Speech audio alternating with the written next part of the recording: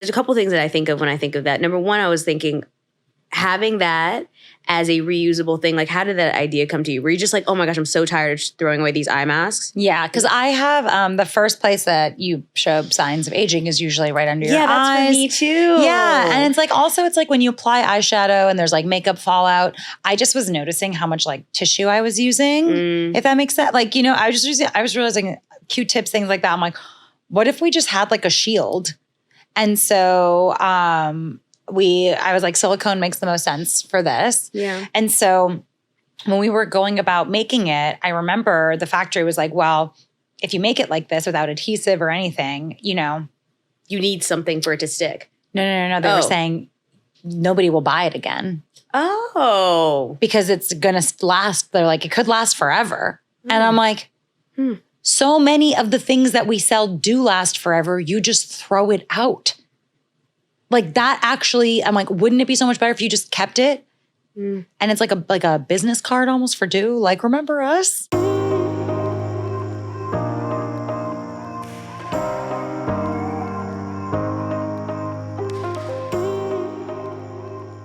Hello, everybody, and welcome back to It Takes a Village to Raise an Entrepreneur. I'm your host, Delina Medhin, and on this show, we talk to creative entrepreneurs about industry, business, strategy. So today's guest is one of the co-founders of Dieux Skin. That's Dieux Skin.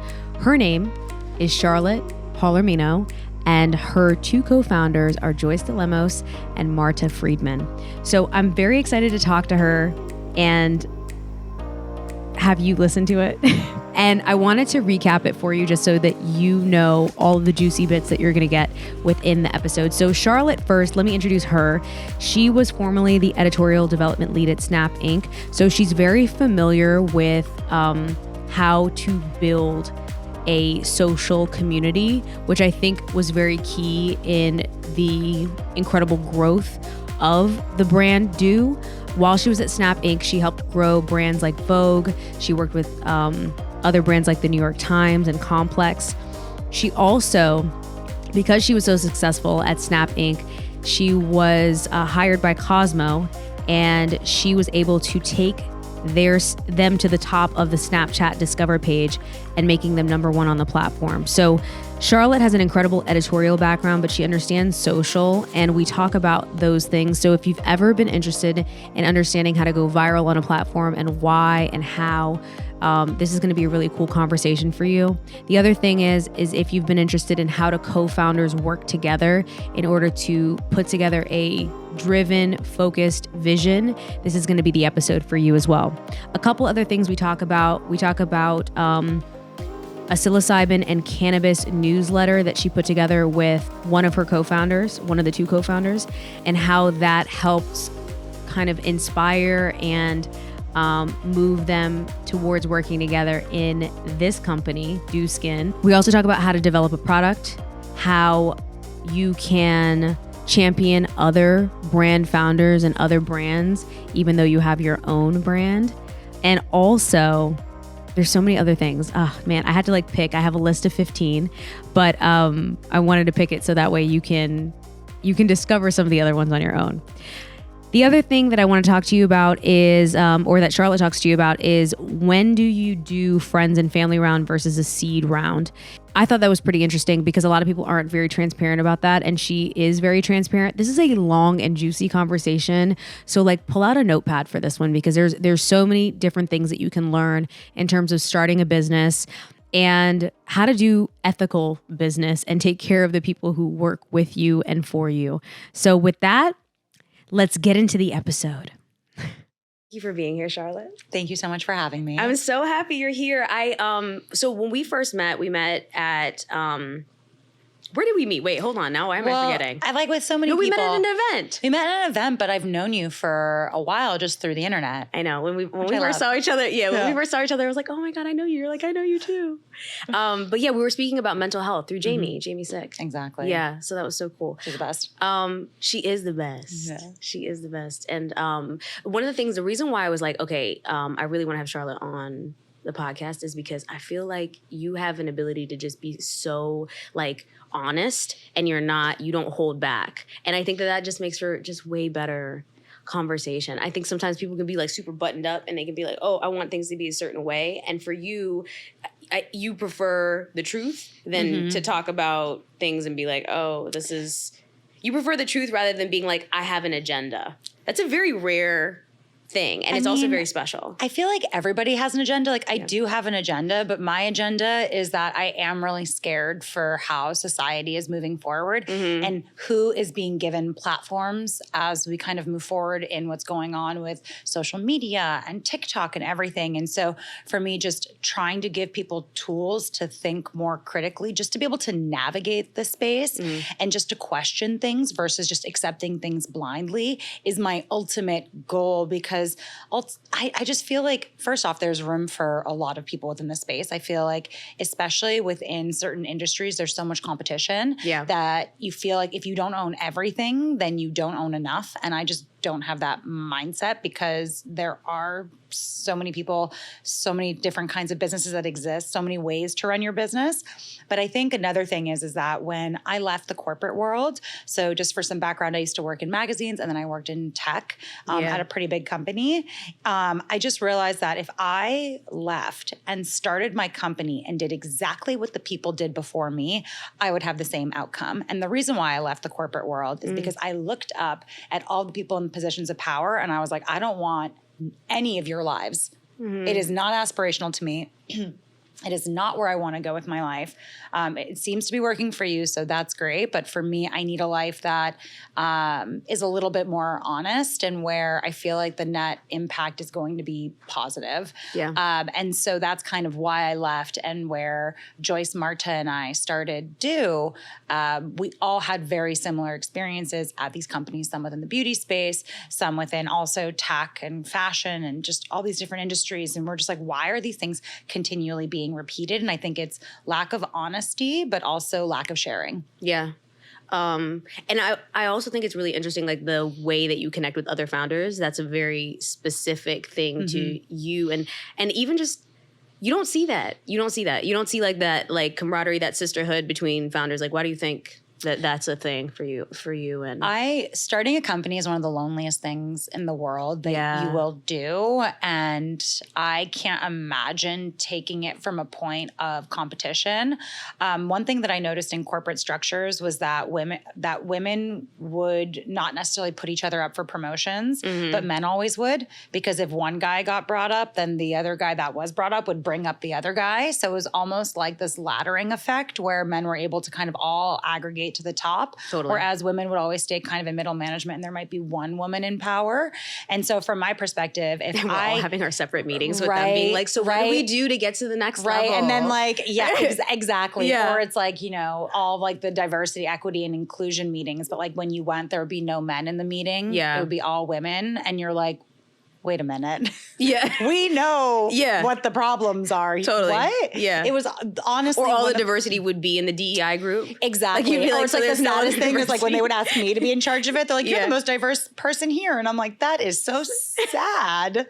That's a problem. And so just kind of what I just kind of realized moving forward is that, if in order to kind of build the industry that we want to build, we are going to have to shift our mindset, which is difficult, right? Because we do live in an extremely capitalistic culture that I feel is getting more and more extreme, with every turn. I really feel like the brands and the founders that I really connect with, I want to see them succeed. Like I need to see them succeed because I want more of us out there, if that makes sense. Was it easy to make friends with them? And also it's like I love seeing, I love, talking about brands that work. And if I can help them sell product, like why wouldn't I? That's true. I feel like that's the most organic way to connect with somebody is to be like, okay, they send you your product or you buy the product and you try it and you're like, oh, this is really good. And just talking about it, they're like, wow. And it's like, this other founder's talking about my stuff. And so you're a makeup artist. How many brands do you love and that you use? It's not realistic for me to be like, okay, somebody can only use Dieux products to have the skin that they want. No. They're going to use maybe one or two products, maybe all 3 or 4, plus a myriad of other brands. It would be it would be dishonest for me to say that I don't use other brands. Yeah. It would be flat out dishonest. Yeah. And so what was really interesting is I didn't realize that it was weird that other people don't talk about other brands in the way that I do. But for me, it's like there are excellent cleansers out there. There are excellent moisturizers out there. Do I love Instant Angel? Yes. Does that mean that I don't use other brands? No. Yeah. But just this morning, I was like, ooh, I want to use Summer Fridays, the gel cream. Yeah. Because it's like I don't like hydrating serums are super fun, but like just use a gel cream too if you have that lying around. Like that's a hydrating serum, just about. I like that because and to me, I think the way the industry is going too, people are expecting that. Like even when you do that, it feels so natural because that's exactly how we are when we talk to our friends, right? Like if you're talking to your friend, you're going to be like, oh, I really love this thing. And then you're going to say, oh, no, but I love this as well. Exactly. And I love this as well. And, oh, have you tried this new thing? I just tried it. So I think it builds trust. Yeah. Yeah. And I mean, we were talking about Catholicism earlier, but but it's like when you're raised and you go to confession every single week and you're made to feel a very specific way about telling a lie. And by a lie, it's something that you know isn't true. I think there are plenty of people out there who are saying things that may or may not be true and have no idea. Or also like bending the truth a little bit. Or they're like, wow. Or don't even know. Like I want to give a lot of people the benefit of the doubt because I really think that some people just don't know. And then they say something and then they're like, uh-oh, now I've been proved wrong. And it's hard to say that you were wrong. Totally. But it's like for me, I'm like, if I say something, it's because I really do believe it to be true. It's really hard for me to say something when I don't believe it to be true. Yeah. It's why I can't get behind the whole sunscreen debate and that sunscreen's bad and that sunscreen has really evil chemicals that are causing cancer and more like skin cancer now than before. I'm like, my entire family has had skin cancer cut out of their bodies. They never wore sunscreen a day in their lives. That is also like a reality and a fact. And like people didn't screen for skin cancer in the 50s. No. So of course there wasn't going to be as many instances. People don't live as long. Like there's so many different pieces, but it's just like the conspiracy theories, like I really have a hard time diving into them and debunking them all the time. Yeah. Because I'm from the standpoint of this is way too extreme. It's always going to be somewhere more kind of like it's a little bit of A, a little bit of B. Yeah. Mineral and chemical sunscreen. I'm not like big on talking about like. I think it depends on the person. 100%. And I think that like, you know what's really interesting though is when I was younger, I had a wild reaction to chemical sunscreen, and I didn't like. It was weird because when I was really young, I could use it and there was no problem.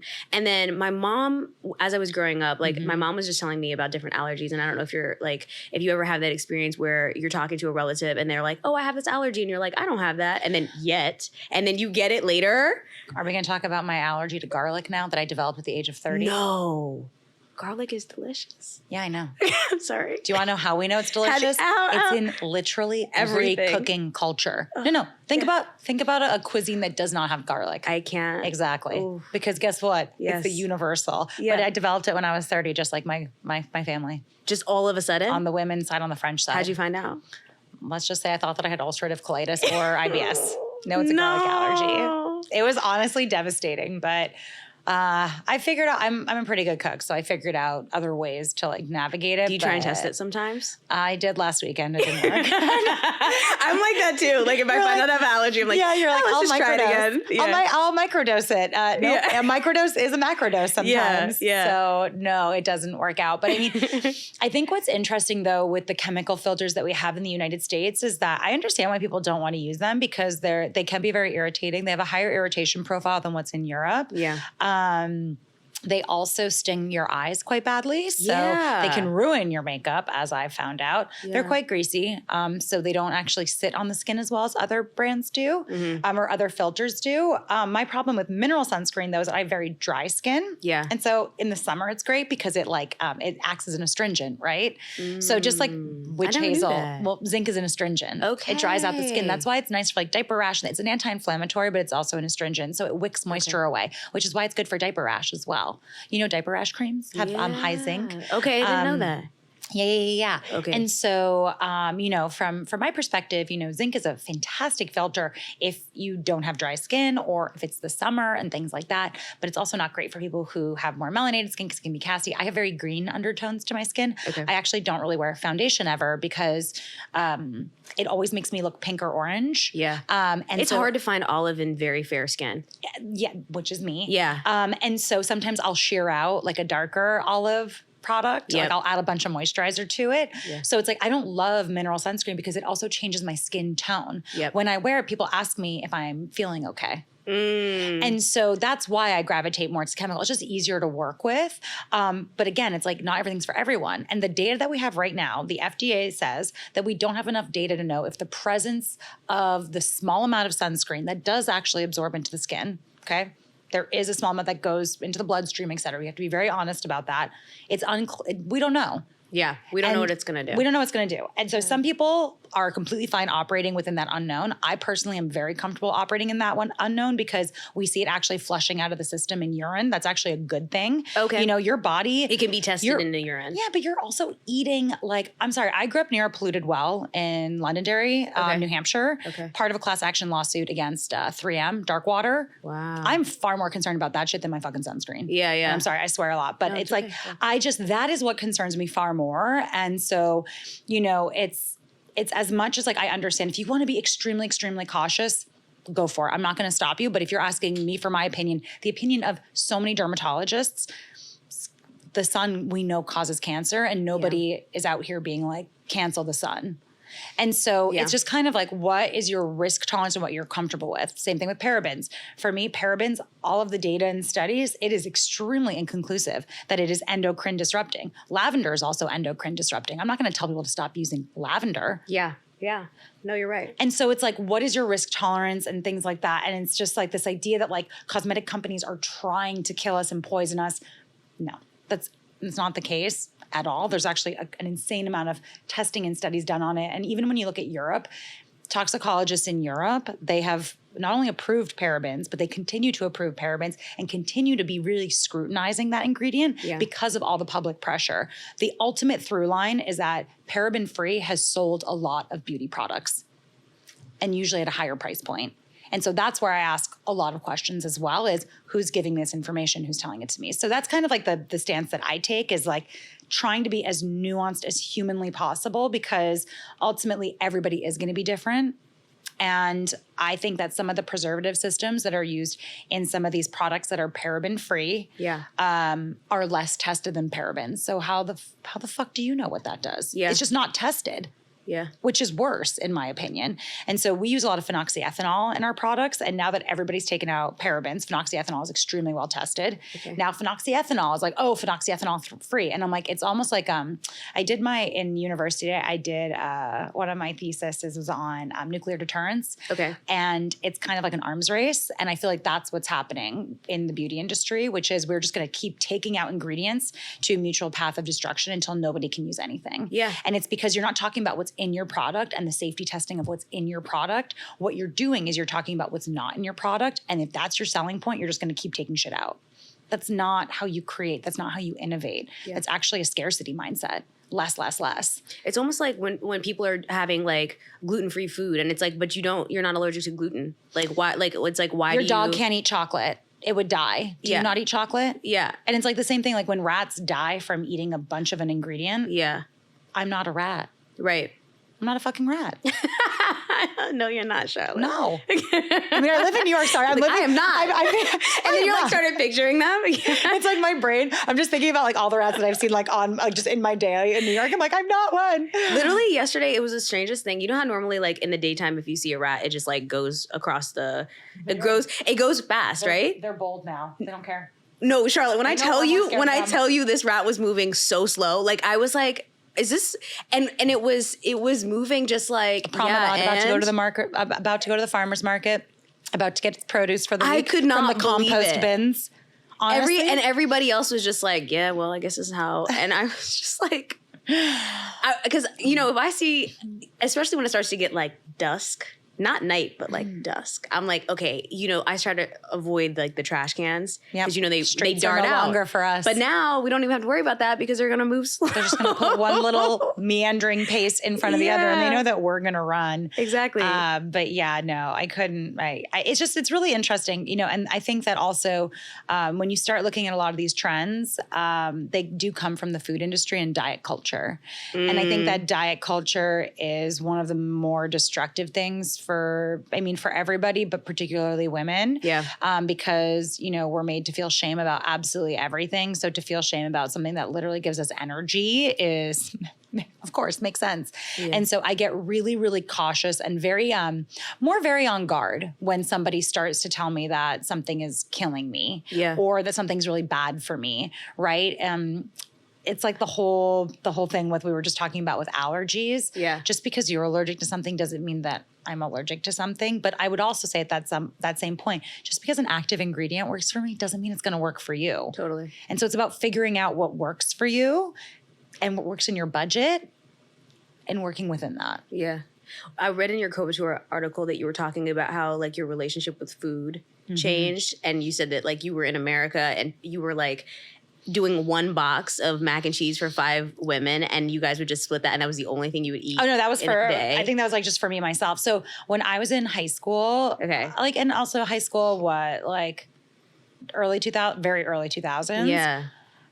I mean, you remember what it was like. Yeah. Like Jessica Simpson was like with the thin as a low-rise rail jeans and like was being called fat. Yeah. And it's just like, and somebody who's literally eating like an apple a day. Yeah. And so I would eat an apple a day, right? Like, cause I would read these like news. I was like, anorexic, went to a doctor and they basically were like, if you don't start eating, like you are going to a hospital. Like that's it. And so I was basically my height now, maybe like just hovering above like 100 pounds, which is very, very thin. And I was actually getting scouted for modeling. It's like a very... Wait, you like 5'10"? 5'9". Yeah. It was sick. It was like, it's not good. I was very sick. Mm-hmm. And so I then went to university and I was just around people and it was McGill. So you lived in apartment systems. And so like you didn't have housing, right? Mm. And so I just saw people cooking and that's kind of like the environment that I grew up in as a kid, very young. And so we all just started cooking together. And it just kind of changed my relationship to food where I'm like, this isn't something that's bad. And so now when I see a lot of the language around cleanses, detoxes, things like that, they're talking about how it's good for your system, but the people who are doing it and selling it are always really thin. Mm-hmm. And I'm like, would people be listening to you if you weren't underweight? Right. And the bigger thing is that the more that I research just kind of like weight and BMI and how BMI is like absolute bullshit. And so whenever I see any sort of medication that's like recommended for BMI, I'm like, why do we care about this system that was like not even invented? Like women aren't even a part of this like measuring system. Right. Like it was based off of like white men, I believe. Mm-hmm. And so it's just like, it's just so confusing how it's like taken over this entire system. But I just get really on guard again, where I'm like very critical and I'm like, let me double check this on my own. Like I do not believe you until I can verify it by talking to a few. Trust but verify. But just talking to a few experts, like not just doing my own research because I'm not a scientist. How can I read some of these medical papers? They're confusing. You don't even have full access to them. So you can't just read the conclusion and think that you have the full result because you don't see the methodology and how the study was done. But all this to say, I see so many of these cleanses and detoxes and I'm like, that's a fucking diet. Yeah. And it's to lose weight. And if somebody was doing this cleanse and they were, 400 pounds, but their doctor said that, their blood work is great, nobody would listen to them. No. And I'm like, so it's the thinness that's selling this, not the health. Right. Unless if I see a full blood panel, your cholesterol levels, your blood pressure, very personal data, until I see that, I don't know what your health is. And I've talked to so many doctors at this point that say it's far better to be 20 pounds overweight, 30 pounds overweight, than to be 10 pounds underweight. Because say for whatever reason, you get a malady, where's your energy? You're going to be struggling. And so it's like, I think that like just normalizing certain things and just seeing extreme thinness coming back into vogue, where it's like you're even on runways, you're seeing less body diversity, things like that. It scares me because I don't want anyone growing up in the environment that I grew up in, and especially on social media where it's so easy to compare yourself to absolute fantasy. Yeah, we just had magazines that now people can actually like edit themselves, and it's supposed to be authentic. Like these are your parasocial relationships. Yeah. And you see people using face filters, body filters, editing themselves, or, you know, doing all sorts of different things, which is, if you want to do that, like whatever helps you operate through the world, but that's like where the honesty thing comes back into play. Yeah. Like I always joke, it's like, you know, I'm like, if I ever get like, cause a lot of people are like, you get Botox and fillers. And it's like, trust me, when I get it, like I will have to post it, cause I will not be able to not talk about it. Right. It'll just come out. It'll just come out. It'll come out. People will be like I'm in confession with like Father Tim again. You know what? I was raised Catholic, but for some reason I never went to confession. Does that mean that I was Catholic? Oh, it means you're a Catholic. Okay. It just means that your parents were probably trying to spare you some of the trauma. Because, like, I would confess because I hear about people time. saying that, and I was like, and I remember seeing it in films, and I would be like, oh, I went every week. no, you didn't. Every week. Did you always have something to confess? You had to make stuff up sometimes. Sometimes Did I you? lied in confession. Yeah. Yeah, I lied. I made up, like, once I made up a bad one, and I got back to my mom, and I was like, I thought this was I thought it was under supposed to be private. attorney-client privilege. Yeah. It's not. It's not. Yeah. But, yeah, no. Sometimes you had to make stuff up. Father, because forgive me, I they're have like, what sinned. else? Yeah, exactly. And Yeah. you're like, Yeah. Okay, so you grew up in New Hampshire, but you spent a lot of time in France as well. Mm-hmm. Do you think the beauty interest came from, because what I've read is that your mom wasn't like a big beauty girl, but your grandma or my was. sister. My marraine, so my godmother. Oh, godmother, And okay. by big beauty, she would wear like pink lipstick. It was this Lancome. I still have a love tube of Lancome. it. Yeah, this like Lancome, like very, and the L'Oreal Paris one she always had. Okay. It was like a bright like pink that she would wear. She had blue eyes, was like super tall, like absolutely stunning woman. Yeah. But she would use a lot of like moisturizer. Okay. And her and my grandmother always stayed out of the sun. Like that's the thing. Like when people are like, "Oh, the sun is good for you," I'm like, listen. Anybody who survives the winter in New York will tell you. Truly. By the end of March, you're like, I hate the city. I need to move. And then the second that a day like today comes around, and then you're like, I love you're like it in a here. relationship again. You're like, Yeah. oh my God, he's treating me And so it's good. like the sun absolutely is good for you and Yeah. good for your mental health. I will not ever dispute that. But this idea that we need the sun like a plant needs like chlorophyll is like not. You're like, it's not like that. It's not exactly like Yeah. that. No. And Yeah. like vitamin D you get through diet as well. It's why you can supplement it. Mm-hmm. It's why you can supplement it. Yeah. So this idea that you need your vitamin D, and also nobody's applying enough sunscreen to not get vitamin D.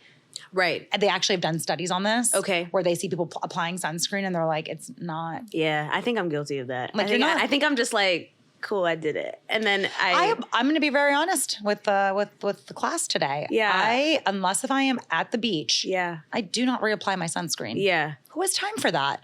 If I know that I'm going to be going for drinks, say, and I know I'm going to be like in full Sitting sun, outside, yeah. sure, but I'll normally just bring a hat. Yeah. Like it's I not, wear a hat a lot, It's not too. that deep. Yeah. Like, you know, and it's like Yeah. people who are reapplying every 2 hours.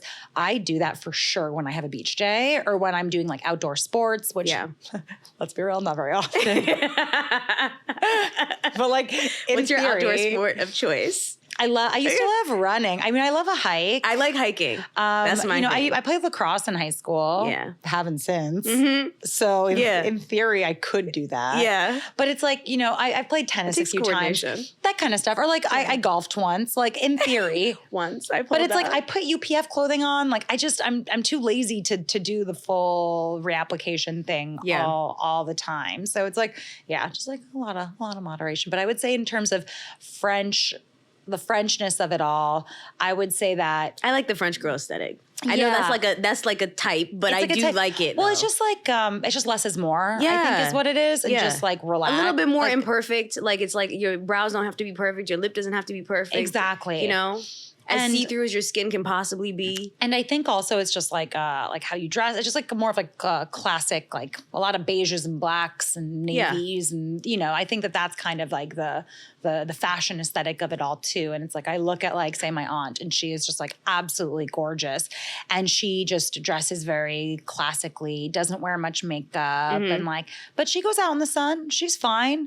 But she's like wearing some sunscreen, wearing a hat, you know? Yeah. And so with my marraine though, she just was like, moisturize your skin. Yeah. She's like, moisturize your skin. She's like, don't do too much. Like, don't be too abrasive. Just moisturize and wash your face at night. Okay. And the reason why I said wash your face at night. And you stayed with her when you were in France? In France. So I was born in Boston, then I lived in New Hampshire and Rhode Island. Okay. I moved to Rhode Island when I was about 12, but every summer I would go to France, or my grandmother and my marraine, which is your marraine is the French word for godmother. Okay. And so they would come stay with us for months on end too. And that's how I learned French, was through them. Okay. Yeah. Okay, cool. That's helpful with skincare. Yeah. But it's like, she just was very simple. And I think that, I was just in Paris recently and I just like looked around and I was like, oh, people just like let their faces be and just are. Yeah, they do. They just like let it chill. Yeah. Chill. Which is very different than, I think the East Coast aesthetic is probably a little bit more chill too. I think it's almost like a middle ground between like LA and then like Europe. Europe. Exactly. It's like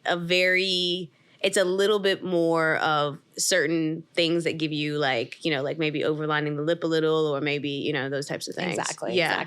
Okay, so idea for Dieux. Mm-hmm. When did you know that was what you wanted to do? Was that like a solo idea? Because I know you already had a business partner before you came up with the idea? Yeah. Okay. So the whole origin story for that was that Marta and I were working on a cannabis and psychedelic newsletter. Yeah. Talking a lot about psilocybin, like what the research is, just because it's like, we saw people trendifying cannabis. This is what year? This was 2015. Okay. 16? Yeah. We saw people trendifying cannabis. And I was like, oh gosh. And it was one of those things where it's like, oh, not the diet culture again, where it's like this miracle ingredient. And, you have people incarcerated for it and people are going to trendify it and who's going to profit off of it. And kind of like all the things that we see happening kind of over and over again in the United States. Like for me, I still really do not understand why people are I do understand because it's been, a century of like propaganda against this plant. But it's like literally a plant that is medicinal. The fact that it was ever scheduled to not be medicinal, who did that target and who did that put in jail, right? Mm-hmm. And so we know why it happened, but now that we know why it happened, can we all just come together and decriminalize, make reparations for people who were impacted by the war on drugs, just like do all the things. And then also let's look at the research and the science of why this actually is an incredible plant. Yeah. Again, not going to be for everybody. But it's like we've normalized alcohol to a degree that is a little bit wild because we know it's a toxin. We know it kills people, but we still romanticize it. Mm. Eating an edible is probably far better for most people. And so same thing with like psilocybin and shrooms, right? Like the amount of work that the fact that the FDA has fast-tracked it as a way to help. They're using words like cure depression for periods of time by doing actual therapy. I was like, this country is wild, right? Because I feel like marketing drives the United States, and also just like a lot of things drives country, but it's a lot of marketing, and whose idea can get the most airtime versus accuracy. Yeah. And so completely capitalism is the focus always. Exactly. Yeah. And so we were talking about all this. We saw how much people were throwing CBD in products. And I was like, Marta, we got to find somebody who can test this for us. And that's how we met Joyce. And we met up with Joyce, who is a cosmetic chemist, Joyce DeLemos, cosmetic chemist with 15 years of experience. And we were like, hey, like, can you help us? Who introduced you to Joyce? I'm just a mutual friend. Yeah? Yeah. They were just like, oh, you're doing this? And then it was you should meet Joyce. I was like, I really need a chemist who's not going to bullshit me, who's going to actually test this. And if the tests don't work, she's going to tell me. She's not going to just try and like sell me something. Yeah. And so we met up with Joyce. I showed her all of the papers that I'd pulled, and she was like, I really thought CBD was BS. But she's like, you know what?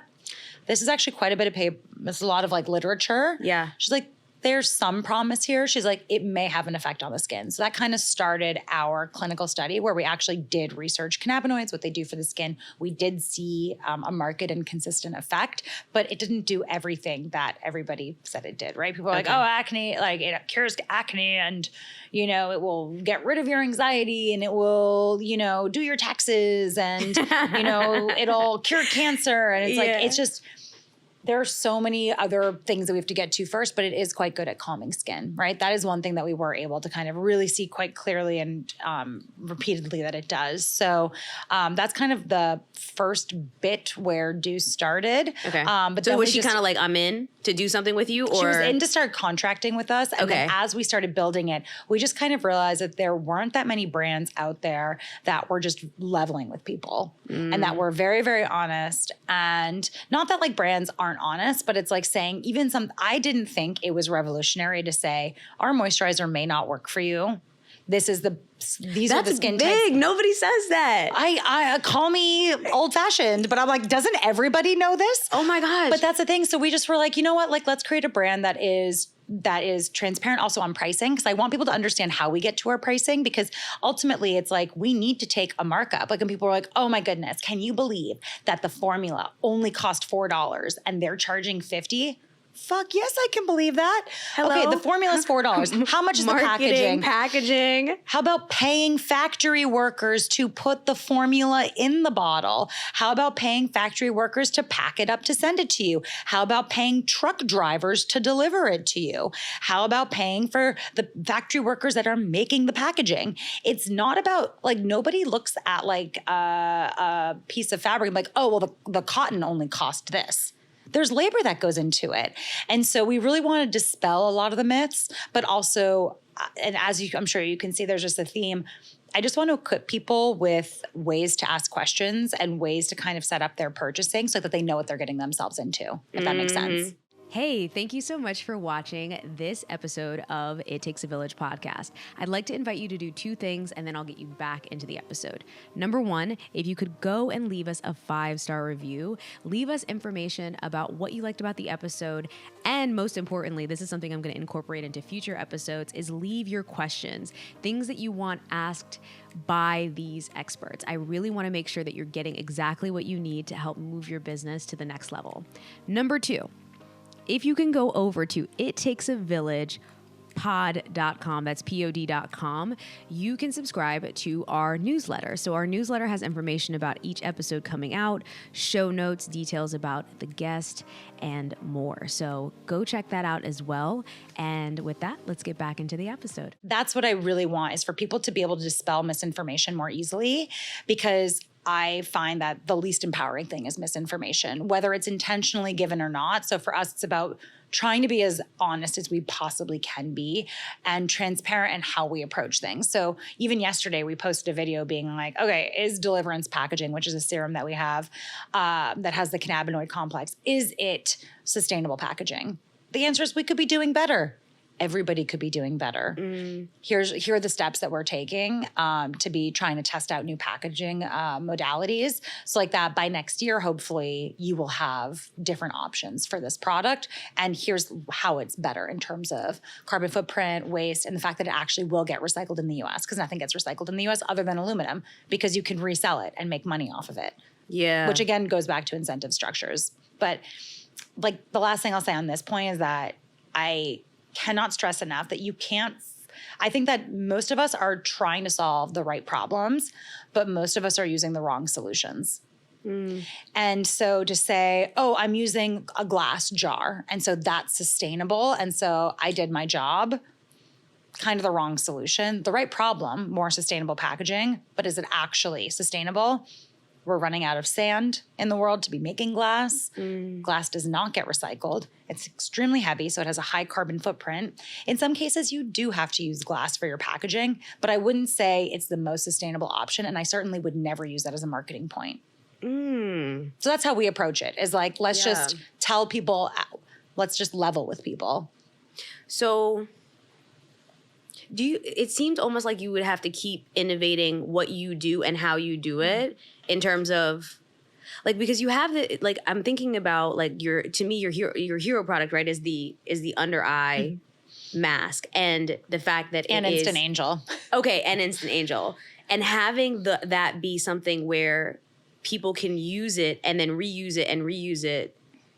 It's almost like, I don't know, there's a couple things that I think of when I think of that. Number one, I was thinking, having that as a reusable thing, like, how did that idea come to you? Were you just like, oh my gosh, I'm so tired of just throwing away these eye masks? Yeah, because I have the first place that you show signs of aging is usually right under your eyes. Yeah, that's for me too. Yeah, and it's like, also it's like when you apply eyeshadow and there's like makeup fallout, I just was noticing how much like tissue I was using, if that makes sense. Like, you know, I was realizing Q-tips, things like that. I'm like, what if we just had like a shield? And so I was like, silicone makes the most sense for this. Yeah. And so when we were going about making it, I remember the factory was like, well, if you make it like this without adhesive or anything, you know. You need something for it to stick. No. They were saying nobody will buy it again. Oh. Because it's going to last. They're like, it could last forever. And I'm like, so many of the things that we sell do last forever. You just throw it out. Like that actually, I'm like, wouldn't it be so much better if you just kept it? And it's like a business card almost for Dieux. Like, remember us? Why isn't that a thing that more companies could be thinking about, where things don't have to be thrown out? Yeah. Because they do get thrown out. You just don't see it anymore. And so that's your constant reminder that trash stays with us forever. Trash is here forever. We haunt you. But yeah. That's true though. People do throw it out. And it just goes to a landfill. So Yeah. this one you just keep forever and you don't have to throw anything out. Is trash really like... It's bad. It's so bad. We're burning it now. Which is also bad. Well, also I was talking to, it's so wild how cool the internet is. It's like scary and I'm worried about our futures, but also I'm really grateful that I get to like talk to like environmental scientists out of like Germany. And they were explaining that plastic recycling, it's not even great out of like any country. And so it's just, they mix it. They mix that recycling with the trash. And when I watch them do it, it makes me so upset. Oh, in New York, for sure. Well, in New York, they actually have mixed recycling, but the reality is that they actually mostly just recycle aluminum. So in New York, we have eddy systems. And so they basically just suck up all metal and then I would presume that they would either sort some of the paper and other things, but a lot gets thrown out, I believe. Unfortunately. It's so sad. Yeah, it is. And so it's why it's like plastic isn't inevitable. Unfortunately, I think that there are components that you need to have in plastic. For example, sunscreens are really hard to not have in not plastic just because of stability. And you're dealing with a drug. And so it's much more challenging to get stability results out of it. But what I would say for, cosmetics, we're trying to move as much as possible for the body to be aluminum and then components be plastic, that you can reuse the plastic components if you so choose. Okay.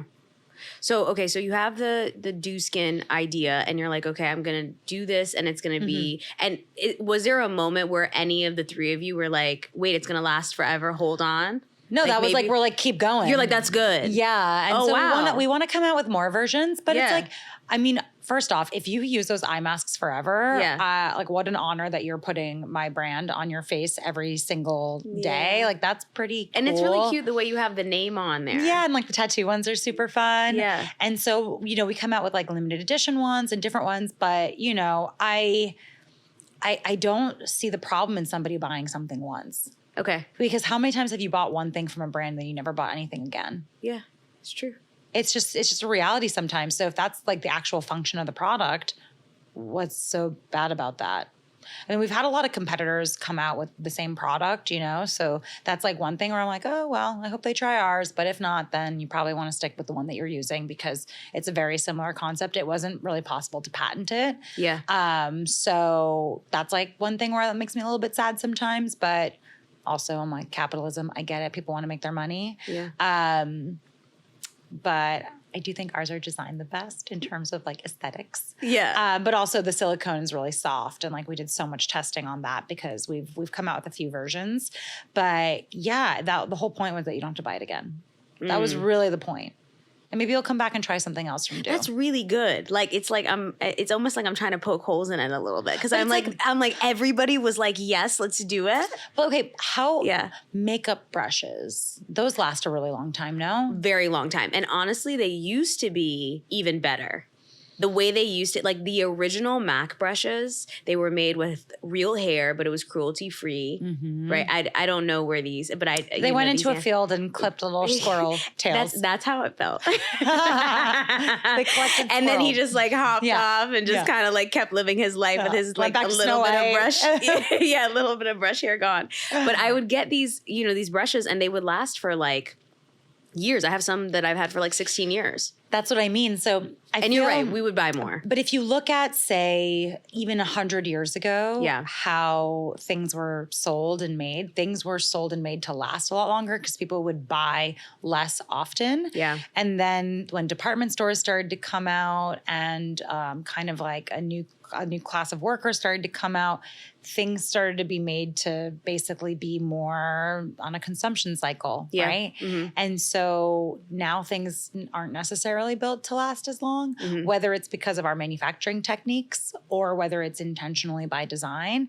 It's just things don't last the same way. So I think that more brands trying to create things that actually do last, because that is the most sustainable thing, right? It's like if you have to buy something once and you don't have to throw it out, it's pretty sustainable.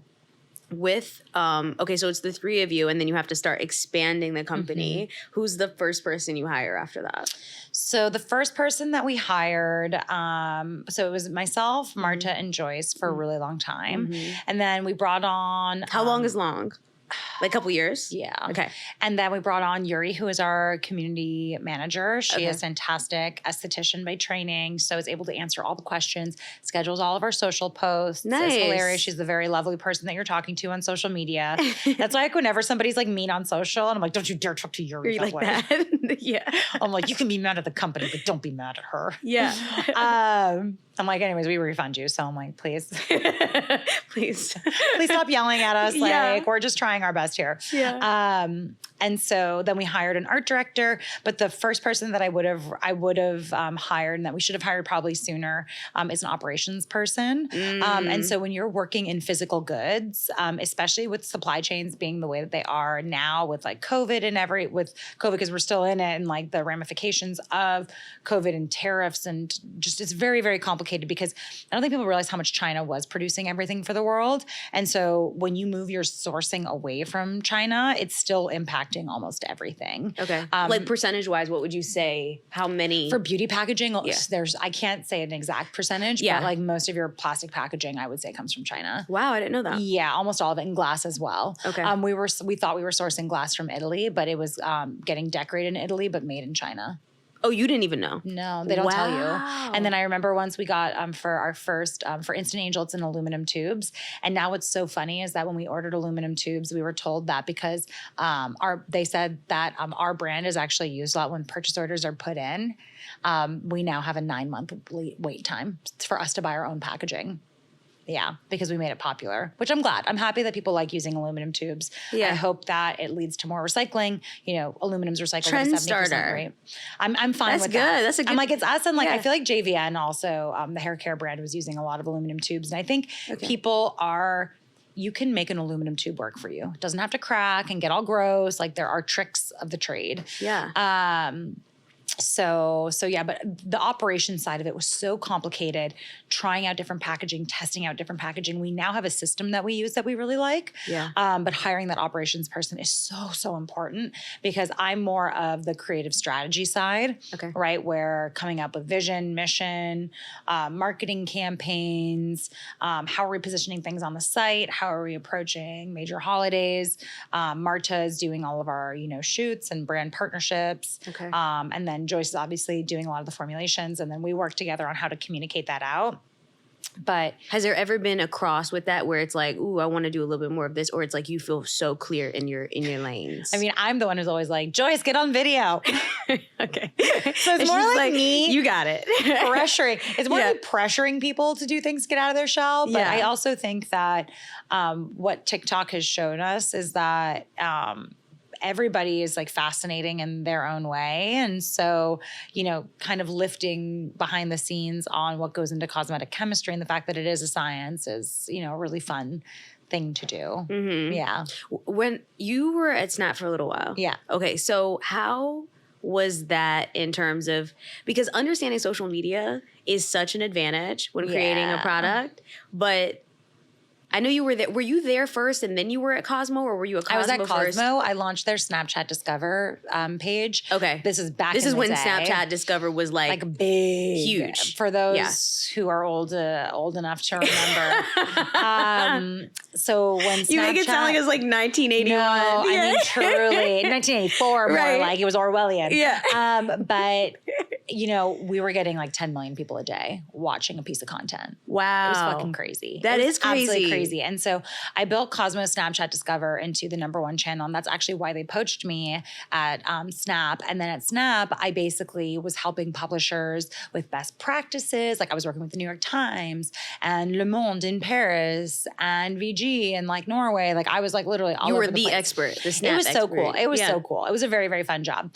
And so I was just teaching publishers all these different things. But what I would say is like, you know, what's really fascinating is that, you know, Instagram stories launched, and I will not say anything in terms of performance and things like that. But all I can say is that features will change.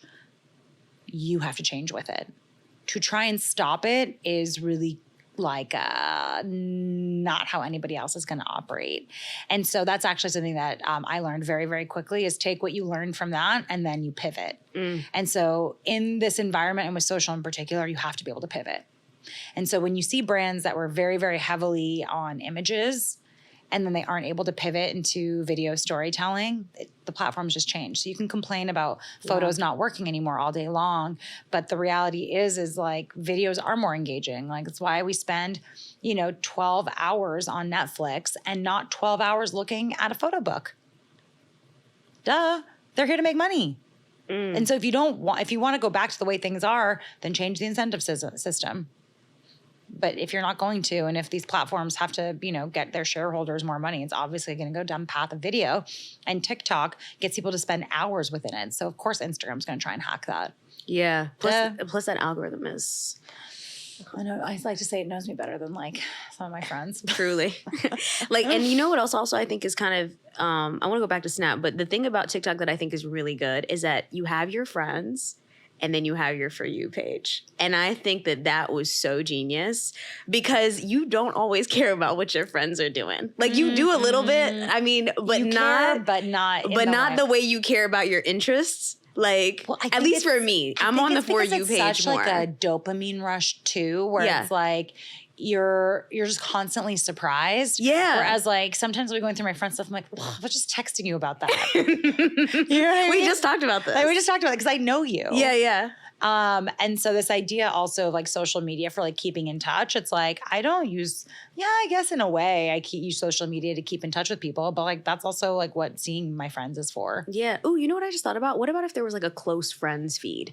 Oh, I wish there was well, there are the mutual follow feeds on TikTok. Are there? If I follow you and you follow me, I can post. That's one feed. Well, you can post something specific and it'll prioritize it. Okay. But I've actually gotten in trouble where I was like, I shouldn't have posted that because just because I follow a brand doesn't mean that I want the brand. Right. I'm posting. But like, I have a close friends on Instagram. Okay, so is it like close friend? Like it's like one feed that's just that? Or is it? Oh, see, that's what I'm thinking. Wouldn't that be cool? I think that would be really, really fun. Yeah. But I think, it's like, it's funny because like close friends on Instagram, like they get like, they'll be the ones that like know about like personal life stuff. I don't post too much of my personal life on Instagram just because I've had people say like horrible things. And I'm like, you're like, no, thank you. I'm not here. Like if I ever have kids, they will not be on social media. Like I'm not here to, you know, I think that some people do it so well, but the amount of judgment you get. Yeah. It's not fun. I agree. Yeah. And then also it's just kind of like scary because kids don't have the same, you know, in a beautiful way, they're so open to the world and they want to know people. They aren't consenting, but they don't. Yeah, exactly. I think we're going to see lawsuits like, where are the child labor laws? Like you're literally like not allowed to no, seriously. Like, that is actually a very good point. Like whole pages dedicated to children. Child actors have more. Selling Neutrogena. Yeah. It's so weird to me. I'm like, if this was a child actor, there are actual laws around school and like how many hours they can work. And I'm like, the fact that a parent can just start monetizing their children, it's very odd to me. I'm like, I hadn't thought about that. It's like, it's because I think that a lot of the times it's done innocuously. Like I'm not here to like say like, oh, you should never put your kids on social media or anything like that. But it's more that it's like when I see things that are like heavily monetizing like kids on social media, I'm like, seeing the horrible things that I get sent to me on like very innocuous things, I don't even want to think about what kids get. Yeah. I don't want to think about it. And then when you're a teenager and somebody recognizes you from like your parent, I'm like, are they getting all the money? Is it like, what's the revenue split on this? You know what I'm saying? Is it an 80-20? Is it? Right? Yeah, no, that's a good point. It's like, I'm doing all the work. It's like, and the parents are like, yeah, but I'm managing you. But it's like, and they're like, are you? It's just like, again, it's like one of those things that just like, for me, it raised a lot of questions. That's a good point. I didn't even think about it like that, but you're right. It is like work. I think for me, in terms of social media, I go back and forth with it being something to do because the amount that you're expected to be able to do is literally only possible if you have no job. Like if that is your job. Agree more. And I'm just like, when are we going to stop with this? Because it's like the competition of, I can't compete with somebody who's 16 years old who has no job and whose parents are like taking care of everything and all they need to do is social media. I can't. No, I cannot compete with that. And Yeah. it's like, and I don't want to. No, and it's like I think also it's like I wish I had more time to do the more in-depth posts that I want to do.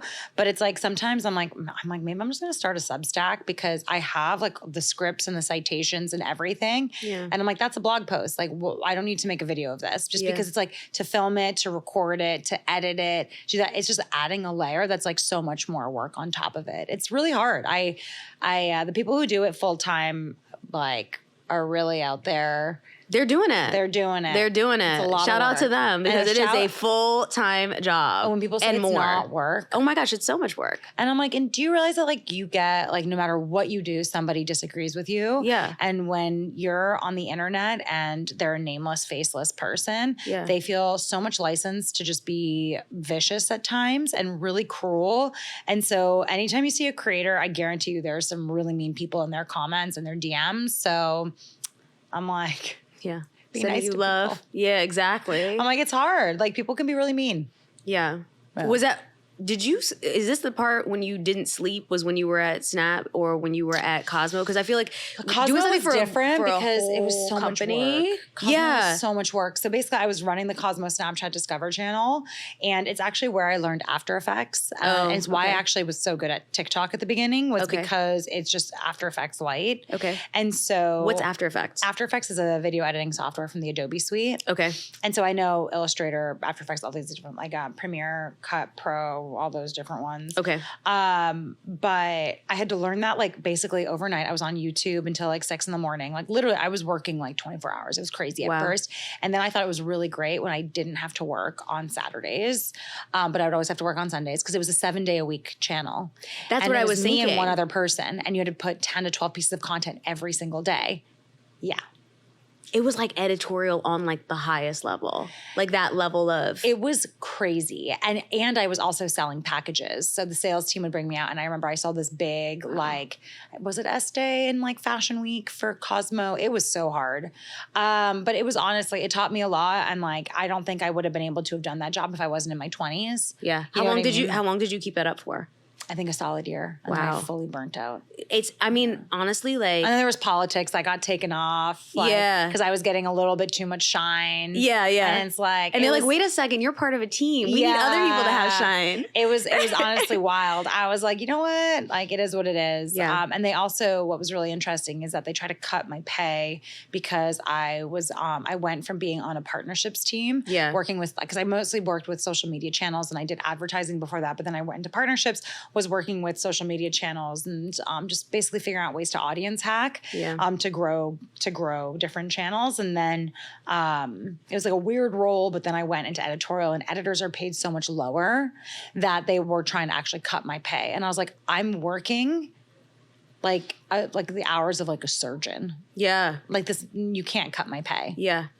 And or you can hire 6 people and then I can actually have like a life, normal life. Yeah. But then you're going to end up paying like, 12 times. Okay. So the track from editorial to becoming a social media star, and I know this isn't necessarily like what you did, but I'm noticing that as being like a fast track. Oh yeah. What do you think that is about? Well, I think it's like on social media, there's like different kinds of social media creators. Like some people are more, reporters, right? Where they kind of like do investigative journalism. Mm-hmm. So you're going to do really well on social media and TikTok where you uncover things. Yeah. Or what if you're really good at curating, right? Like a market reporter. Well, that's what TikTok people do with like the things they love to buy and their unboxings and things like that. And so, editors are to me, they're like natural. They are influencers, but they were just influencers for another brand, other influencers for themselves. Got it. Right. So instead of influencing for Elle magazine, now you're going to influence for your own platform. Yeah.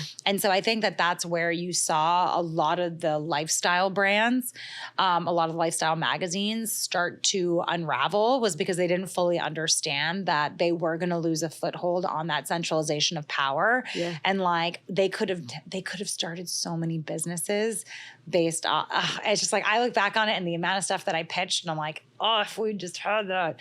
Like even in terms of like management. Like management for like influencers, like an influencer and just manager. taking a 20% cut. Yep. Like what a manager would do. Like, do you know how many connections some of these magazines have to the biggest brands and to doing campaigns? Yeah. They also have access to all the best photographers, things like that. I was like, oh my God, the business that magazines left on the table still haunts me. It's kind of like if you think about like Blockbuster or like Blockbuster could have been Netflix. Oh, and it's just like you know, it's kind of like what I said before where it's like, you know, Instagram stories launched. Either you pivot. Yep.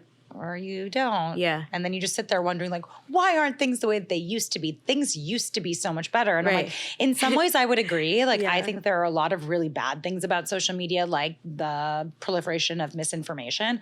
But I also think it's super important to hear from voices that aren't traditionally represented in media. Like it's like, I don't want to go back to the 90s. Yeah. I'm good. That's true. I'm good. Yeah. So it's like there's a democratization of it, but also there are no guardrails on it. So it's getting sometimes a little wild. Yeah, it's good. It's good and it's bad. Just like everything. Everything's good and bad. You know? My God, is everything nuanced and does everything depend? Right? That's like my life. I'm like, I'll be like on my deathbed and I'll be like, it depends. Well, actually. Yeah.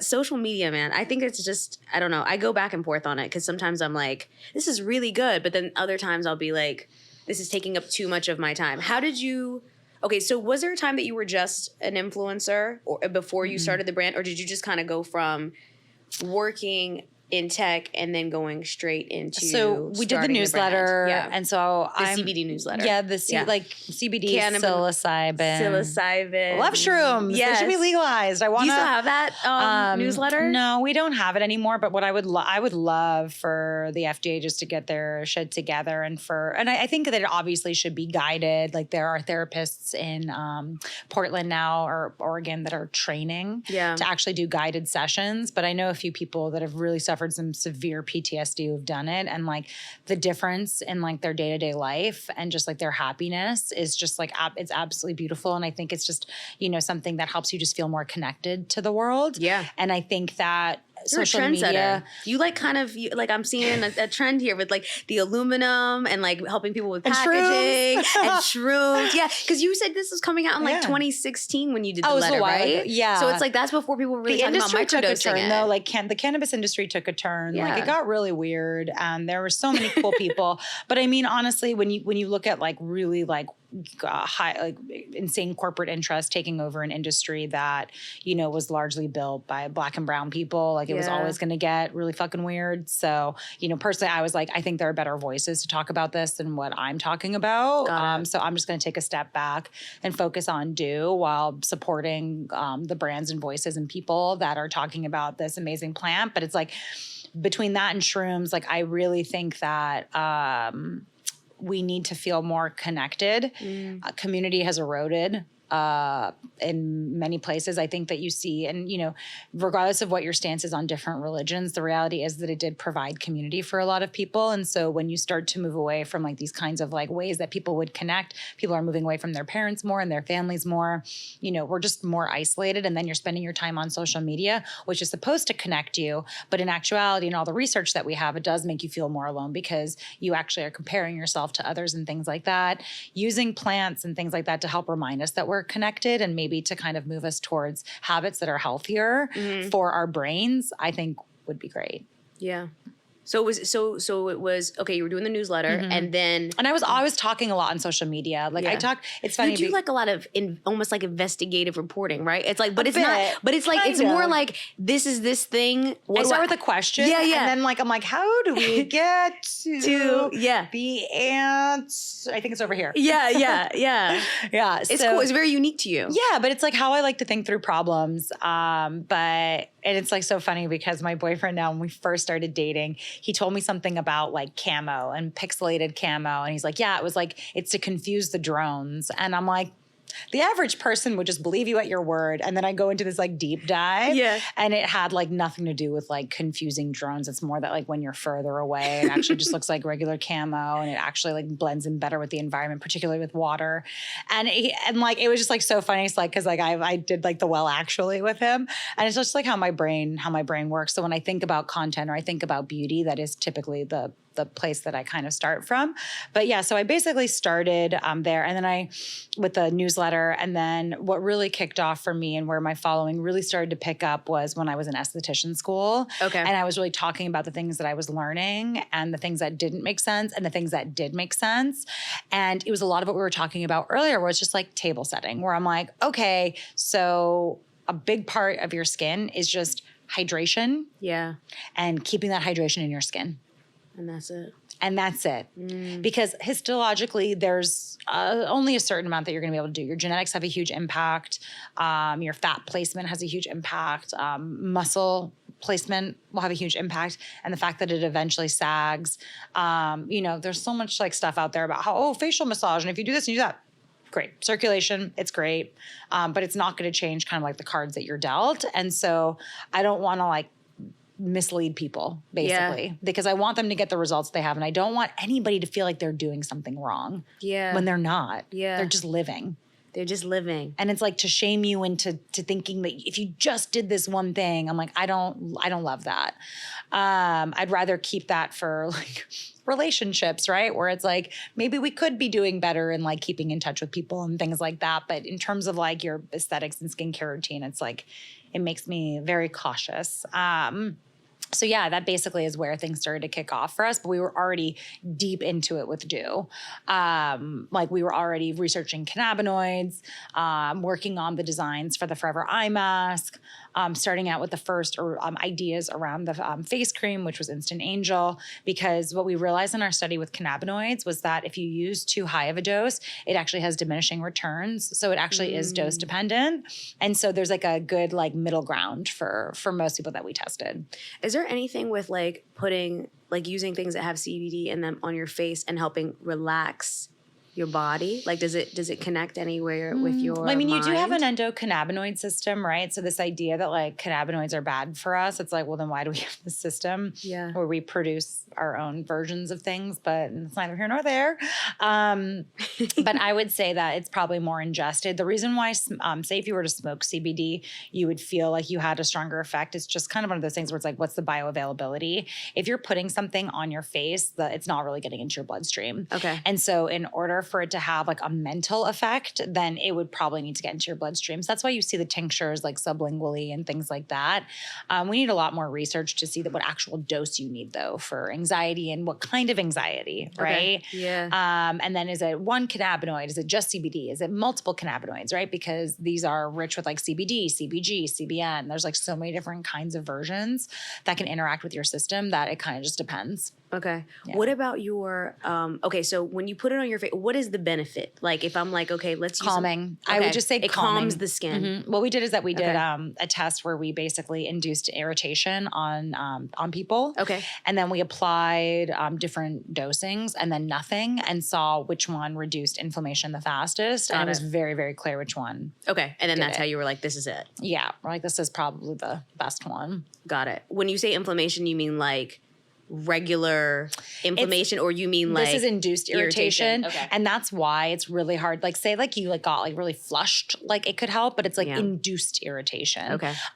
Do people say that it helps them with their eczema and their rosacea? We've gotten claims like that, but it's like you can't say that without testing on it. Right. You just can't say that. Yeah, exactly. Because that was the first thing I thought of was like rosacea, eczema, that kind of thing. But you're like, it has niacinamide though. It could trigger it for you. Some people niacinamide, they cannot tolerate it. Got it. So for us, it's a very calming serum. I mean, for me, it strengthened my skin over time. Like my skin is like Teflon now. Yeah. I remember I got microneedling done and you like were 6 months ago. Yeah. And Sophie Pavitt who does it was like, I love Sophie Pavitt. yeah, she was like, you're not bleeding. She's like, She was surprised. she was super surprised. Yeah. My skin's thicker. Yeah. And it's like, I think it's a combination of the retinoids, because retinoids thicken your dermis, but then it's also I think it's using Deliverance consistently for years, because I used to have very reactive skin. And so now I don't. And so that's kind of like my holy grail combo. Yeah. Is that going to be the holy grail combo for everyone? No. Yeah. No. Some people are allergic to ingredients in Totally. Deliverance. Yeah. You know, it's like a serum we've chosen really gentle actives and a preservative system that's very soft on the skin, but some people will have allergic reactions. We refund you. Yeah. I'm like, yeah, I'm not going to fight with you on this. Yeah. Of course you can be allergic to this. Yeah. I love that. I think integrity in business is something that's very like beautiful, especially in commerce. You know what I mean? I mean, it's like just, specifically where we it's get like you're so selling few something. returns. Yeah. We get so few returns. So you're like, sure. Okay. Yeah. I'm like, absolutely. Yeah, Like, why not? Also, it's like, you know, I've gotten really bad reactions from products in the past, and I've asked for refunds. And the response from so many brands is like, we don't offer refunds because you opened the product. Yeah. And it's like, from my perspective, it's like, I just don't want your money if you didn't have a good experience. Yeah. And you're D2C only right now, right? Yeah, we're D2C only. Okay. It'll be interesting when we launch, you know, in retailers, because I think there's going to be a lot of training that we have to do, because we're basically shifting their mindset. Totally. Where it's like, you have to really change how you educate people on stuff. And it's like, for example, with Instant Angel, it's a product that doesn't really pill. Yeah. So it's like, I would say it's great. It pairs great with makeup, but it's like, I have specific brands at specific retailers that I would say it's particularly good with. Yeah. So it's like, I actually would want to recommend other brands. Or it's like, even like, I love Tower 28's like hypochlorous acid spray, but you want to wait a little bit before you put any antioxidants on it, because of the way that hypochlorous acid works. You just want to make sure it's not destabilizing anything else in your routine. But it's like, I would actually say, if you have sensitive skin, it's like pairing that with something like a Deliverance could be really, really great for your skin. But there are really strong antioxidants in Deliverance, and the cannabinoids, which we encapsulated in cyclodextrin, which basically protects the molecule. Okay. Because I think it's an antioxidant. It's just waiting for a free radical to just steal one of their electrons and just kind of neutralize them. That's how you neutralize free Are radical you sure damage. you're not a scientist? No, but I read a lot. And Yes. Joyce explains to me a lot of things. I love that. But basically all of this to say, it's like, whenever we launch retail, it's like, I want to take a landscape of the other brands that are in store and like talk about The how right retailer, I think, is gonna be important. multiple brands work in a routine. Totally. Do not sell Dieux as like a system. It might work as a system. For me, it works as a system. For Joyce, it works as a system. We also work at the brand and test the products before we send them to clinicals. Correct. Yeah, exactly. You're going to make sure that it works for you before. Yeah, it's like you're going to obviously test it on other people, but you're testing it on you first. Yes. And so that makes a lot of sense. Yeah, but we are not representative of the U.S. populace. Right. And so I'm really excited for when that retail moment happens, because that's where I would want multiple founders to get together and like kind of do what we do naturally. Yeah. Okay, so I want to go back to the structure of the company. So you have your operations person was not the first hire afterward. You did the community person, who is Yuri. And then you did. And then art director, Sonia. And then art director, Sonia. And then we have who helps with the two shoots? assistants. Art director? Or shoots, just like visuals, graphics, website, like anything like any visual representation. Okay. And then we have Paula, who is our marketing assistant. And then Christine Camerlingi is our COO. And she has been just so helpful in kind of setting up all of our operations, just making sure that we're not running around like with our heads cut off. Did anybody have prior experience before coming into this? Like, oh yeah, Christine has had decades of experience in multiple industries. Yeah. One of her first roles though was working in like fashion production, and so I felt very comfortable about her coming in for beauty, because even though beauty and fashion seem very, very different, with fashion you have multiple collections, colorways, SKUs, things like that. So it's actually more complicated to manage the books for color cosmetics and for fashion. So she was like, 4 SKUs, that's it. Love it. Yeah, she was like, this is great. That's so good. Yeah. Okay, so once you have all of this type of stuff together, okay, I want to go back to the beginning. Like, in terms of investment, did you just all three come up with your investment? Did you find friends and family? That's really cool. We did a friends and family round. Yeah, we took, from the very beginning, it was friends and family. Okay. Yeah, but we didn't pay ourselves until last year or this year. Oh my God. Was it this year or last year? No, last year. Okay. Last year was the first year that we had a salary after being in this for a few years. Because the thing is that though we launched in 2020, there was 2 years of ramp up. Got it. So how did you live? Like just creating freelance. Okay. Freelance. Got so I it. worked a lot of freelance. I did a lot of consulting work. Nice. Okay. Wow. So you're busy. Oh yeah. The first 3 years were very, very hard. Yeah. Yeah. I'm sure. Because It's like balancing all of that. yeah. And like you're worried about making rent and, you know, you're trying to make this company into a thing and you're like, well, it's all worth it because this company might become a thing. And, you know, over time it did turn into that. But, you know, it's for a lot of people, maybe it's not your first business idea. It's your second, third, fourth. Mm-hmm. And for us, this is technically my second business, What was your first? the newsletter. Yeah. I didn't realize a newsletter. Okay, so the newsletter. Wait, was it paid subscription? Or you're saying like, okay, this is the No, first but like, it like thing helped us like generate leads for like consulting and stuff like that. Nice. But like, Okay. you know, we were so busy working on our consulting projects that we weren't able to dedicate enough time to it. And so when we launched Dieux, I was like, we really need to be able to focus on this. Yeah. So we had a deadline 2020 into. Yeah, because we're 2023 now. Wow. So 2022 was the first year that we took a salary. Yeah. But for all of 2021, that was like the first full year of Dieux. And like we didn't take a penny Wow. out of the business because we were trying to just fund it because the money that we raised went all into the research of the cannabinoids and production. Yeah. So there wasn't really do much you- money for, you know. How do you decide a budget? Like in terms of like, because at least for me personally, I'm not like, when very good at thinking- Me neither. I'm not very good at it Because I don't like either. spending money. And I think it comes from so my mom moved to the United States when she was 25 and had a really, really hard time finding a job. Yeah. And then my dad got sick when I was 15. And so money scarcity is like a thing that I think that anybody who kind of grows up where you actually like kind of don't know where things are going to go. I was always comfortable, well fed. Like I know that like my situation is so much more privileged than others, but there's like when your parents are talking to you about money, you at like 15 and you just kind of get scared that like you're not going to have money or like whenever you like don't make rent one month because you're not making enough salary, like that's happened to me a few times, you know, and you have to kind of like scramble together money or like, you know, skip a few meals just to kind of like make ends meet. It's Totally. like when you go through that, it's like you're kind of like really afraid to spend money. And so one thing that I'm trying to get better at is now that we do have the money is to make sure that we're hiring properly. It's like that everyone feels good, nobody's overworked, which I'm really proud to say that like, you know, we're pretty good at like maintaining that kind of balance.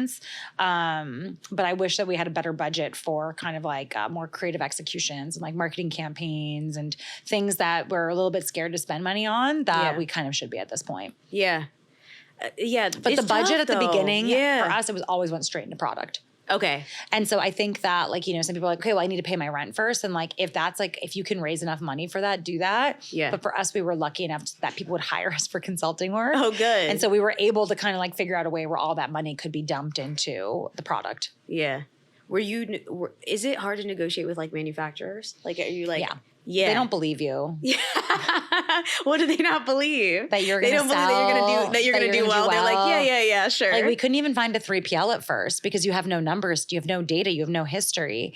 And so we finally— What's a 3PL? 3PL, it's like a logistics and fulfillment company. Okay. So basically when you put in your order through Shopify, it normally goes to a fulfillment warehouse. Okay. And so you can have that fulfillment warehouse in your apartment or at a landing dock in Red Hook, Brooklyn. Like, I've seen all sorts of things. Wherever. Or you just hire somebody that basically that's what they do. They run that. You ship your inventory to them and then they actually fulfill it. Okay. That's why when people like sometimes like, where's my package? I'm like, I need to email like 6 people first. And find out. Yeah, and find out. But we'll find out. And if not, we will send you another one. Right. But all of that to say, you know, they didn't even want to take us. And we finally found somebody that would take a chance with us. And it's like, that's where it's like, you have to be kind of a good salesperson. Yeah. And like, you got to kind of go in with that energy that, you know, like, you're like, I believe myself more than, you know, like anybody else could ever. Like, you really have to. And in that realm, I was like, I don't know if we're going to do well.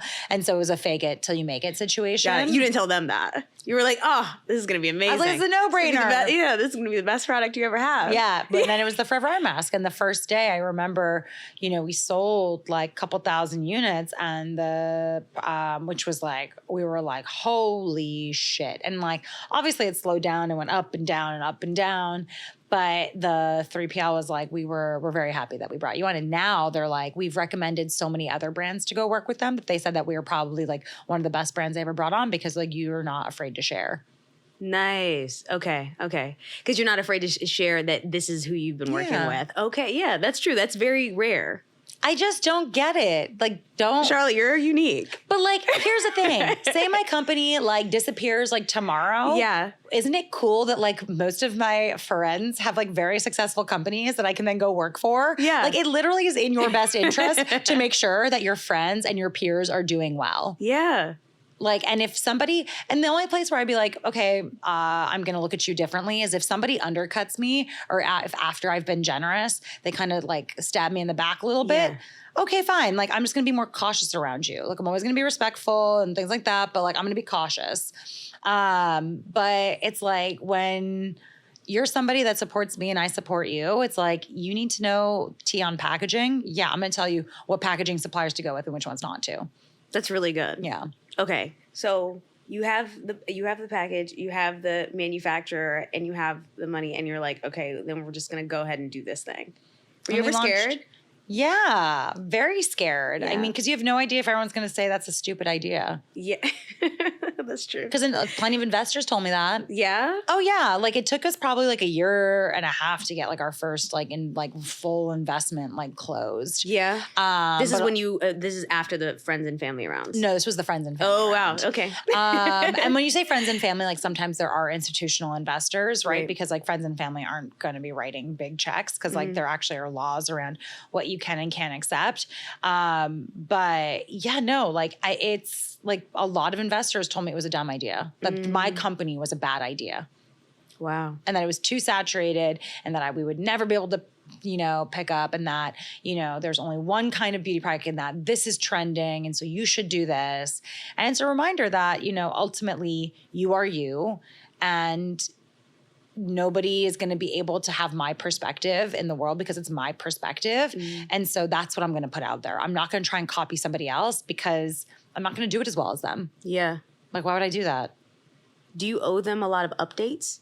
Like, do you have to No, not update really. them a lot? Okay, that's good. There's two that That's we good. give more updates to, but it's because they wrote us bigger checks, but Yeah. also because strategically they've had a lot of experience building companies. Yeah. So it's like we actually want their advice on certain things, whereas like other investors, they have more experience in other things. Because we did another round, we did a seed, and that was very quick to close. Okay. But that's because we had a year of data. Right. But with these other investors, like you bring on investors and be like, I'm going to reach out to you when I need help, or you reach out to me when you have something to bring to me that's your expertise. Because nothing bothers me more than when an investor gives me advice on something that they literally have no experience in. I'm like, oh, well, this other brand that I worked with, and then like 3 months later, that brand folds. Yeah. And you're like, that brand's not me.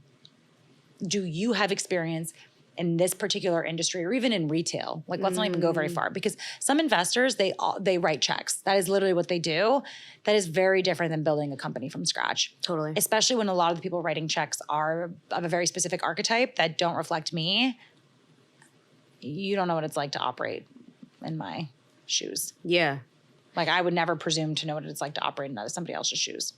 So it sounds like it was intentional to not go like like the VC route. Mm-hmm. We have VCs now. Okay. But it's very small amounts comparatively to other brands. Okay. But we were also very lucky to be profitable from the beginning and to be very cautious in how we spend. And now that we're going into a recession, I'm very happy that we had that strategy. Yeah. What do you think you owe the profitability to? You think it's the ability to be able to communicate clearly the way you do? And I also think it's just the repurchase rate. I think the products are good. Yeah.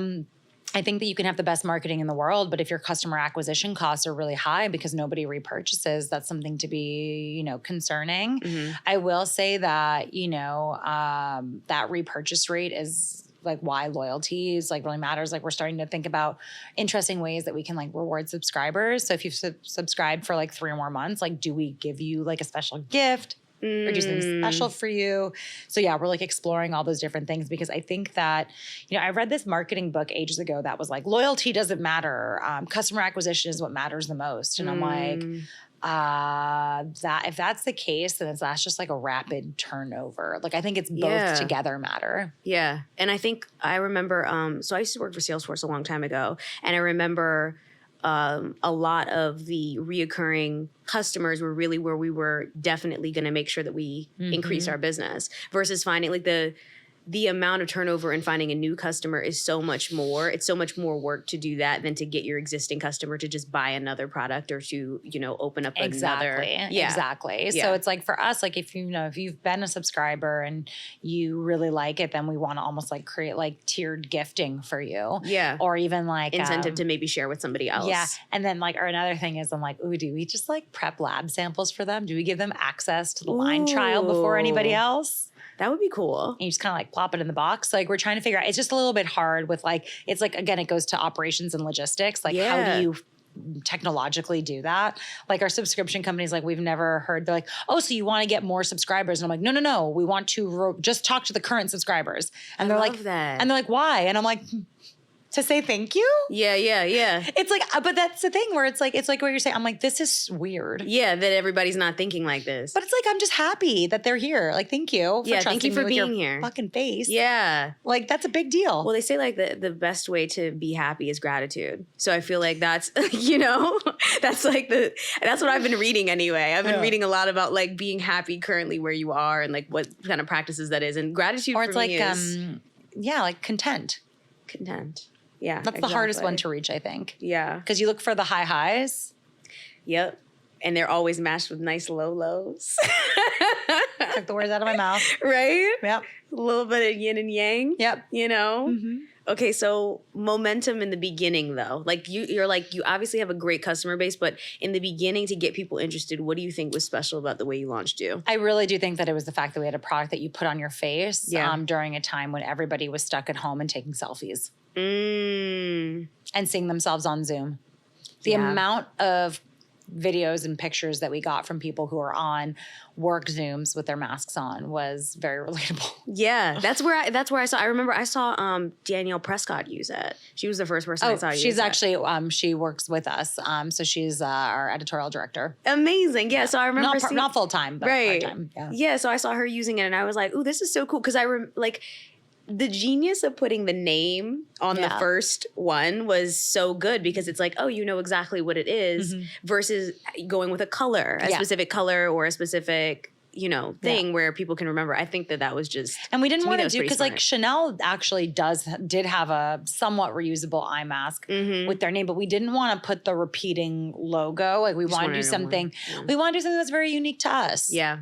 Where it was clear that it was us, but like, again, it's like no one's going to do what you do better than the way you execute it. That's true. So that's like why we've had so many knockoff brands come out afterwards. And it's just like none of them, like they're all just different, Yeah. Price point. Different. How do you choose?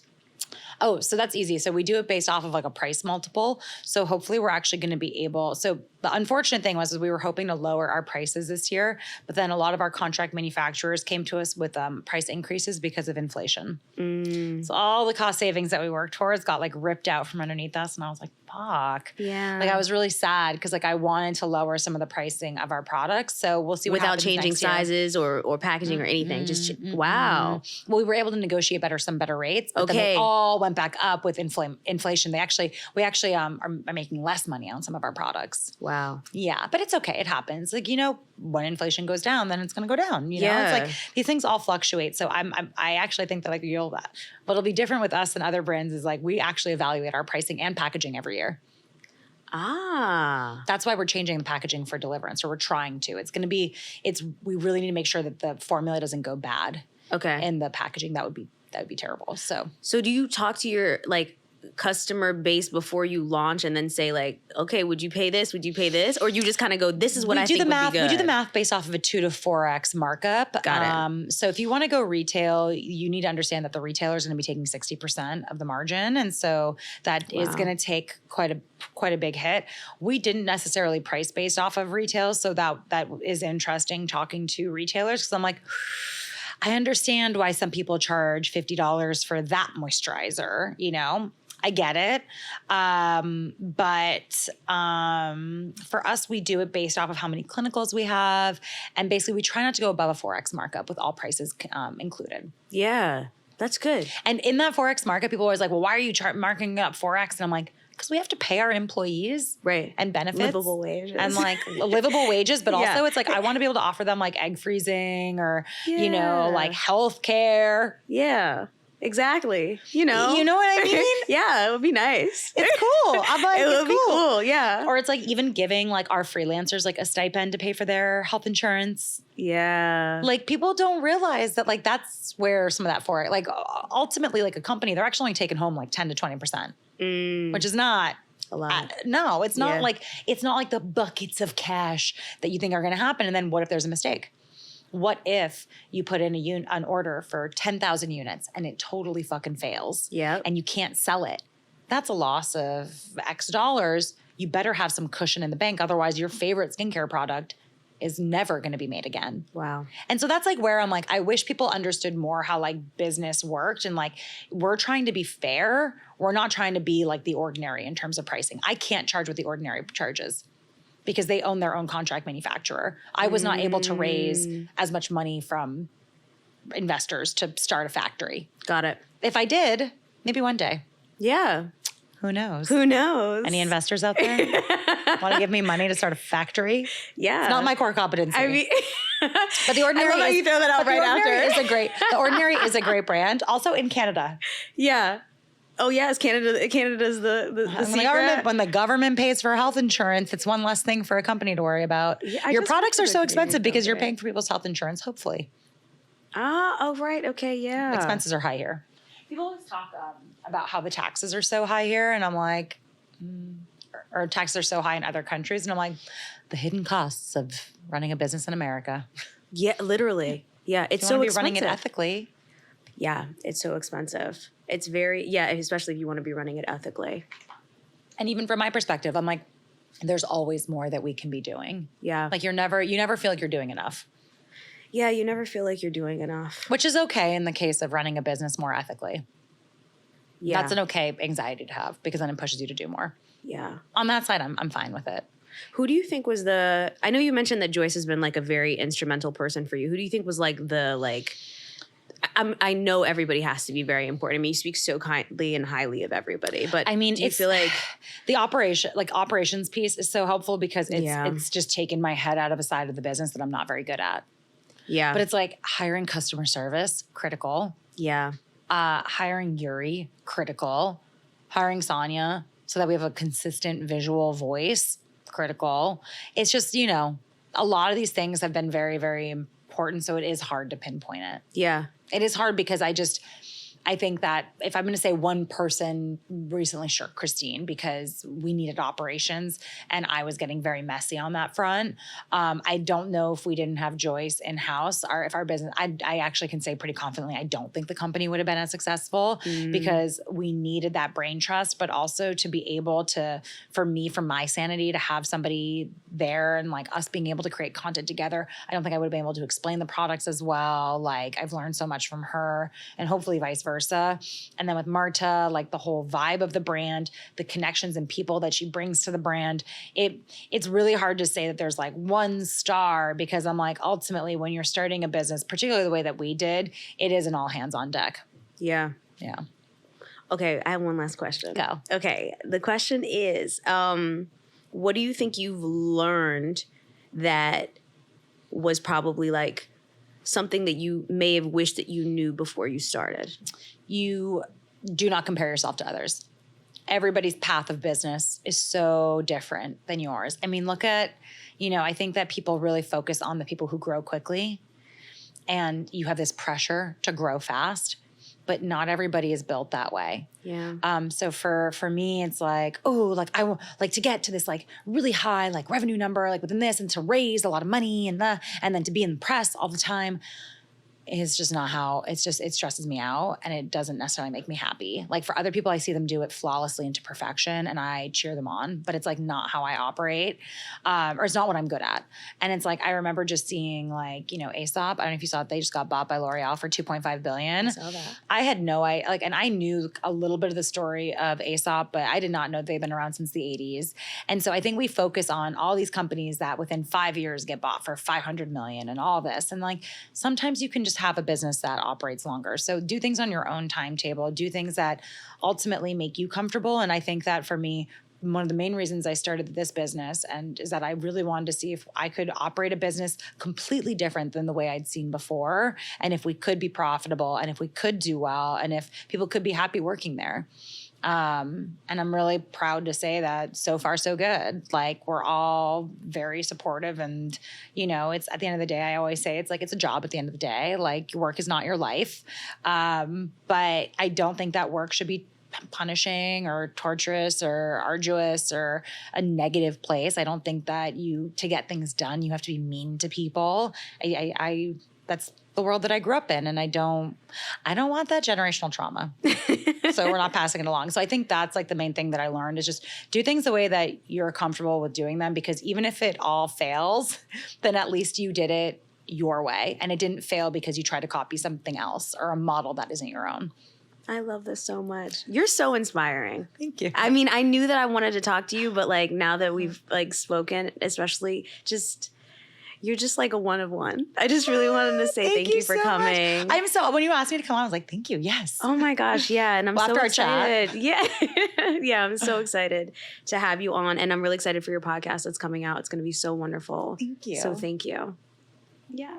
Thanks for having me. Thanks for coming. Bye. Oh, my weird socks. Hey, you've gotten to the end of the episode, and thank you for listening. Thank you for being a part of the It Takes a Village podcast community. If you're looking for a way to help us grow, leave us a 5-star review wherever you listen to podcasts. Every review counts, and I read all of them. Also, if you're feeling like leaving some questions, things that you want to hear me answer or ask in the next couple episodes, please leave that there as well. So that way I can incorporate some of my favorites. And if somebody came to mind while you were listening to this episode, please hit the share button and invite them into the conversation. As always, show notes are available at ittakesavillagepod.com. That's pod.com. You can follow me at Delina Medhin. That's DELINA MEDHIN. Lastly, I just want to say thank you for being patient with me. This is an episode that I'm so excited to release. Being able to talk to people about their village, being able to connect with you deeply about your own village is something that I hope will help take your business to the next level. And that's really what this whole thing is about. It's what's driving me to continue to have these conversations. Hopefully these conversations are resonating with you the way they're resonating with me. I'm having so many aha moments during this show. And I just want to say thank you. I want to say thank you for being here. Thank you for the reviews. Thank you for the subscribes, the likes, the comments, but even just listening. Just listening means so much to me. And with that, I'll see you in the next episode.